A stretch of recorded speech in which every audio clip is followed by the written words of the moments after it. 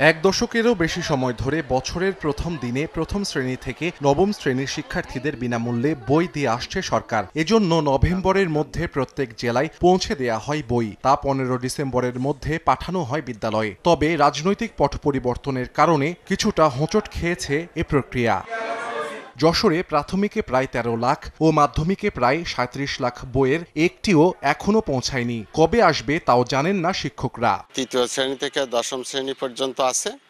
আমরা অন্য বছর ডিসেম্বরের মাঝামাঝি বই পাই, এবছর এখনো বই পাইনি। 1 তারিখে ক্লাসে যেতে পারবো কিনা সে ব্যাপারে আমাদের হতাশা রয়েছে। ক্লাস 3 থেকে 10 পর্যন্ত এই 6-8 ক্লাসে প্রায় 20,000 বইয়ের চাহিদা।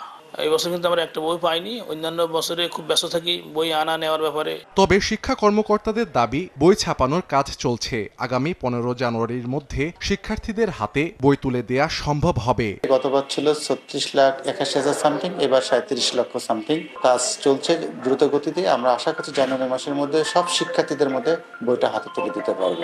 শিক্ষা বিভাগের তথ্য মতে যশোর জেলায় 2222টি প্রাথমিক, 652টি মাধ্যমিক ও 365টি মাদ্রাসা রয়েছে।